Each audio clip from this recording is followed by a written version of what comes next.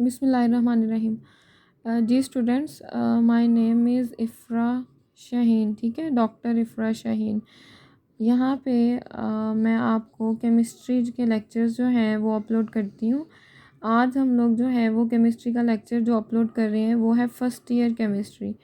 जो हमारी first year chemistry है, पंजाब टेक्स्ट बुक बोर्ड में जो फ़र्स्ट ईयर केमिस्ट्री है उसमें हम लोग चैप्टर नंबर 1 जो है वो पढ़ना जा रहे हैं। चैप्टर नंबर 1 में जो मोस्टली स्टूडेंट्स को प्रॉब्लम होती है वो होती है न्यूमेरिकल्स की। ठीक है, चैप्टर नंबर 1 में एक टॉपिक है स्टोइशियोमेट्री। ठीक है जी, स्टोइशियोमेट्री एक टॉपिक है। इसके अंदर स्पेलिंग में भी डिफरेंट हो जो आपकी बुक में लिखे हुए हैं। इससे रिलेटेड जो है एग्जाम्पल नंबर है 11। ठीक है, इससे रिलेटेड एग्जाम्पल नंबर 11 है।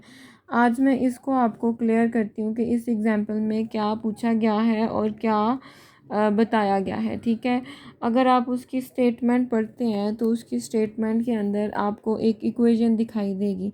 इक्वेशन में लिखा होगा 2 पोटाशियम हाइड्रो ऑक्साइड जो हैं वो रिएक्ट करते हैं सल्फ्यूरिक एसिड के साथ। ठीक है, 2 पोटाशियम हाइड्रोक्साइड जो है वो रिएक्ट करते हैं सल्फ्यूरिक एसिड के साथ और ये कन्वर्ट हो जाता है पोटाशियम सल्फेट के 2SO4 के साथ प्लस 2H2O के साथ। ठीक है, ये कन्वर्ट हो जाता है पोटाशियम सल्फेट और वाटर के साथ, वाटर में कन्वर्ट हो जाता है। ये इक्वेशन उसने बता दी है। हम एग्जांपल नंबर 11 कर रहे हैं, chapter number 1 first year chemistry. उसने बताया जी कि पोटाशियम हाइड्रोक्साइड के 2 मोल्स हैं वो रिएक्ट करते हैं 1 मोल ऑफ सल्फ्यूरिक एसिड के साथ और प्रोडक्ट में आ जाता है पोटाशियम सल्फेट और 2 वाटर के मालिक्यूल्स बन जाता है। अब जो उसने हमें डाटा दिया है उसने कहा है जी कि 14 ग्राम जो है पोटाशियम हाइड्रोक्साइड का, इसको उसने एक्सेस बता दिया है क्योंकि इसमें हम लोग इस एम्बिग्विटी में नहीं रहेंगे कि लिमिटिंग रिएक्टेंट इन दोनों में से कौन सा है। उसने खुद बता दिया कि इसका 14 ग्राम इसके एक्सेस के साथ रिएक्शन करेगा तो कितने ग्राम जो हैं वो पोटाशियम सल्फेट के बनेंगे और कितने ग्राम जो हैं वो वाटर के बनेंगे। और साथ में ये भी बताएं कि मालिक्यूल्स जो हैं वाटर के वो कितने बनेंगे यहाँ पे। ठीक है, मैं क्वेश्चन आपका रिपीट करती हूँ। वो कहता है कि इसका 14 ग्राम जो है वो रिएक्ट करता है सल्फ्यूरिक एसिड के साथ। ठीक है, इसका 14 ग्राम जो है वो रिएक्ट करता है सल्फ्यूरिक एसिड के साथ, ये एक्सेस में मौजूद है जी। वो कहता है कि हमारे पास जो है वो 14 ग्राम पोटाशियम हाइड्रोक्साइड है और ये एक्सेस ऑफ सल्फ्यूरिक एसिड के साथ रिएक्शन कर रहा है और कितने ग्राम जो है वो पोटाशियम सल्फेट और कितने ग्राम जो है वो वाटर बनेगा। और साथ हमने ये भी बताना है कि कितने ग्राम जो है, कितने मॉलिक्यूल जो हैं वो वाटर के बनेंगे। ठीक है, अब हम इसमें मैं आपको बताती हूँ कि इसको सॉल्व करने का मेथड क्या है। उसने बात कर दी ग्राम्स में, जबकि हम बात किस में करते हैं, मोल्स में। हमें पहले ये तो पता होना चाहिए कि ये अगर 14 ग्राम है तो ये मोल्स कितने हैं। ठीक है, हम फिर देखेंगे कि ये मोल्स कितने हैं, फिर हम देखेंगे। चले हम पहले ये देख लेते हैं कि पोटाशियम हाइड्रोक्साइड के ये कितने मोल्स हैं। हम कहते हैं जी कि जो नंबर ऑफ़ मोल्स का जो फार्मूला है नंबर ऑफ़ मोल्स का, ये किसके इक्वल है जी, गिवन मास है, डिवाइड करना है बच्चों किसके साथ, गिवन मास है डिवाइड करना है, इसको किसके साथ आपने करना है, मोलर मास के साथ। ठीक है, गिवन मास को डिवाइड करना है मोलर मास के साथ। अगर हम number of moles of potassium hydroxide कह रहे हैं तो हमें इसी का यूज़ करना पड़ेगा ना, मोलर मास। तो वो कहता है गिवन मास तो उसका 14 ग्राम है। ठीक है, और डिवाइड करो उसके मोलर मास से। हम इसका ऐसे करते हैं कि हम इसका मोलर मास जो है वो डिराइव कर लेते हैं। मोलर मास हम कैसे निकालते हैं ये हमें याद करना पड़ेगा।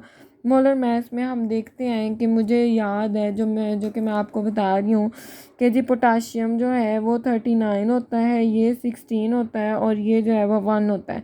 अब इसको आप प्लस करें तो ये 139 और 1 जो है वो 40 हो गया, प्लस 10 50 और प्लस 6 56 ग्राम पर मोल है। ठीक है, इसका मोलर मास हम कहते हैं जी 56 ग्राम पर मोल जो है वो इसका मोलर मास है। अब यहाँ पे मैं लिखती हूँ जी 56। अब 14 को अगर आप डिवाइड करते हैं 56 के साथ तो आ जाता है 0.25 मोल्स जो हैं ये हमारे पास आ जाते हैं, 0.25 मोल्स हमारे पास इसका आंसर आ जाता है। ठीक है, अच्छा, अब इट मीन्स कि उसने हमें बताया था कि 14 ग्राम जो है वो उसके पास पोटाशियम हाइड्रोक्साइड है। तो ये जो 14 ग्राम पोटाशियम हाइड्रोक्साइड है ये रिएक्शन करता है, हमने सबसे पहले कहा जी कि इसके मोल्स कितने हैं, ठीक है। अब हम इसका फार्मूला यूज़ करते हुए हमने इसके मोल्स अगर हमने डिराइव किए हैं तो इसके मोल्स कितने आए हैं, 0.25 मोल्स जो हैं वो इसके आए हैं, ठीक है। वो मोल्स कितने आए हैं, 0.25 मोल्स। अब इट मीन्स मैं क्वेश्चन रिपीट करती हूँ, वो कहता है कि 0.25 मोल्स हो पोटाशियम हाइड्रोक्साइड के तो कितने जो है ग्राम्स ये बनेगा और कितने ग्राम। अब हम ऐसा करते हैं, इसने ग्राम्स में बात कर लिया, हम पहले देखते हैं कि इसके इतने मोल्स से इसके पोटाशियम हाइड्रोक्साइड के मोल्स कितने बनते हैं, ठीक है, और इसके मोल्स कितने बनते हैं। फिर हम मोल्स को कन्वर्ट कर लेंगे ग्राम्स में।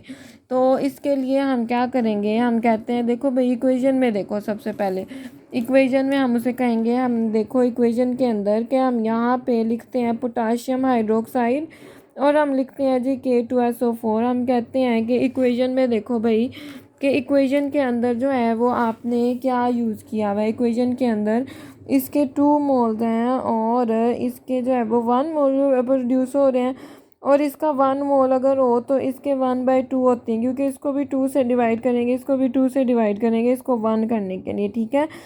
तो यहाँ पे मोल्स कितने आए, 0.25 मोल्स। तो इसके भी हम 0.25 को मल्टीप्लाई कर देंगे 1/2 से तो हमें इसके मोल्स आ जाएंगे, ठीक है। तो वो कहते हैं इसके मोल्स देखो कितने आएंगे, हम कहेंगे कि इसके 0.25 मोल्स आए हैं पोटाशियम हाइड्रोक्साइड के, तो K2SO4 के जो मोल्स आएंगे वो आएंगे 0 पॉइंट मल्टीप्लाई करने से आ जाता है 125 मोल्स, ठीक है। इट मीन्स कि हमने मोल्स जो है कंपैरिजन मेथड से निकाल लिया कि इक्वेशन में इसके 2 और इसके 1 यूज़ हो रहे हैं, तो इसके 1 से इसके हाफ होंगे और 0.25 जितने भी होंगे उसका भी उससे हाफ हो जाएगा, ठीक है। तो हम अब ऊपर चलते हैं, हमने कहा जी कि हमारे पास ये 0.25 मोल्स हैं। तो देखो अगर ये 2 जो है ये 1 दे रहा है तो ये 0.25 का भी हाफ दे रहा है। तो इसमें हमने कहा जी कि ये 0.125 मोल्स इससे प्रोड्यूस हो रहे हैं, ठीक है। 0.25 मोल्स इससे प्रोड्यूस हो रहे हैं। अब देखो इसके इक्वेशन में देखो इसके 2 मोल्स से इसके 2 प्रोड्यूस हो रहे हैं ना, ठीक है, और इसके 1 होता है तो इसका भी 1 प्रोड्यूस होता है। तो इसके हम मार्केट से लेके आए हैं 0.25 मोल्स, तो इसके भी अब कितने प्रोड्यूस होंगे, इसके भी 0.25 मोल्स ही प्रोड्यूस होंगे, क्योंकि सेम सेम है ना। 2 से मैंने आइडिया लगाया किया है कि ये 2 है तो ये भी 2 है, तो जितने ये होंगे उतने ही ये भी मोल्स प्रोड्यूस होंगे। अब ये आ गए हैं इन दोनों के मोल्स। अब हम इनको मैसेज को हम ग्राम्स में कैसे कन्वर्ट करते हैं वो मैं आपको बताती हूँ। जी देखिए, अब जो हमें इक्वेशन में पूछा गया था वो ये पूछा गया था कि इसके ग्राम्स निकालें और इसके ग्राम्स में बताएं, ठीक है, आंसर। अब हम उसे बताएंगे कि हम मोल्स तो निकाल चुके हैं, तो मेरे पास एक जनरल फार्मूला है जिसको मैं कहूँगी नंबर ऑफ़ मोल्स, ठीक है। मैं कहूँगी number of moles is equal to the given mass है, ठीक है, उसको हम क्या कहेंगे, गिवन मैस है, डिवाइड करेंगे उसको किससे, हम मोलर मैस से करेंगे, डिवाइड करेंगे किससे करेंगे जी, मोलर मैस से करेंगे। हम कहते हैं अगर आप मोलर मैस को दूसरी साइड पे ले जाते हैं ना, मोलर मैस आपने डिराइव करना, मोलर मैस को इस साइड पे ले जाएं तो यहाँ पे क्या आ जाएगा, यहाँ पे आ जाएगा गिवन मैस को लेंगे हम और इसको हम डिवाइड कर देंगे किससे, नंबर ऑफ मोल्स से, ठीक है। तो हमें क्या आ जाएगा, सॉरी हम लोग यहाँ पे ये निकालना चाहते हैं, मोलर मैस नहीं निकालना चाहते, चले ठीक है, मोलर मैस इसी तरह से आ जाएगा। लेकिन यहाँ तो हम मोलर मैस रिक्वायरमेंट नहीं, यहाँ मैस इन ग्राम्स रिक्वायरमेंट है, ठीक है। तो हम क्या करेंगे, गिवन मैस है ना, गिवन मैस हमने निकालना है, mass in grams given mass होता है। तो हम गिवन मैस, अगर ये इक्वेशन ये फार्मूला आप यूज़ नहीं करेंगे, ठीक है, ये फार्मूला आपको जस्ट मैंने चले बता दिया है। आप ऐसा करेंगे कि गिवन मैस आप वहीं पे रहने दें, ठीक है, और आप क्या करें, इस नंबर ऑफ़ मोल्स हैं, नंबर ऑफ़ मोल्स को आप मल्टीप्लाई कर देंगे, इसको यहाँ पे ले जाएंगे ना, तो इसको हम मल्टीप्लाई कर देंगे किससे, मोलर मैस के थ्रू हम मल्टीप्लाई कर देंगे, ठीक है। तो देखिए मेरी बात सुने, हम कहते हैं मोलर मैस से हम मल्टीप्लाई करते हैं। मोलर मैस का क्या मीनिंग है, नंबर ऑफ़ मोल्स ऊपर पोटाशियम सल्फेट के K2SO4 के कितने आए हैं, वो आए हैं जी 0.125 आए हैं, ठीक है। उसका मोलर मास कितना है वो अब हमें निकालना पड़ेगा, ये हमें याद होना चाहिए।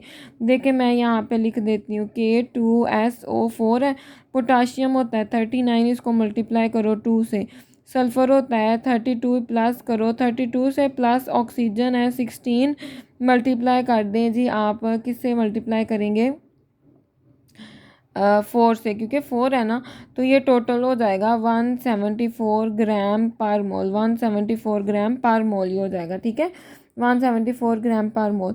तो इसको मैं मल्टीप्लाई करती हूँ 174 ग्राम पर मोल से, और इसका जो है ये 0.125 ये मोल्स हैं, ठीक है। इसको मल्टीप्लाई करें तो हमारे पास जो है वो गिवन मैस आ जाएगा, और गिवन मैस जो है वो हमारे पास कितना आएगा, या आप इसको कैलकुलेट कर लीजिएगा कि गिवन मैस जो है वो हमारे पास कितना आया है इस टाइम, ठीक है। अच्छा, अब वो कहता है कि इसके भी अगर आपने ग्राम्स निकालने हैं तो इसके भी मोल्स तो आ चुके हैं ना 0.25 मोल्स, तो हम यहाँ पे 0.25 को अगर मल्टीप्लाई कर देते हैं 18 से, क्योंकि 18 इसका मोलर मैस है ना, तो हमारे पास मैस इन ग्राम्स आ जाएगा, ठीक है। आप कैलकुलेट करके देखेंगे कि मैस इन ग्राम्स कितना आता है। अब उसने कहा था कि नंबर ऑफ़ मॉलिक्यूल्स भी बताओ, तो नंबर ऑफ़ मॉलिक्यूल्स को निकालने के लिए हम इसके जो मोल्स है ना, मोल्स उसको मल्टीप्लाई कर देंगे, किससे मल्टीप्लाई कर देंगे, एवोगैड्रो नंबर से। इट मीन्स हम 0.25 को मल्टीप्लाई कर देंगे एवोगैड्रो नंबर से, तो हमें इसके मॉलिक्यूल्स भी डिराइव हो जाएंगे।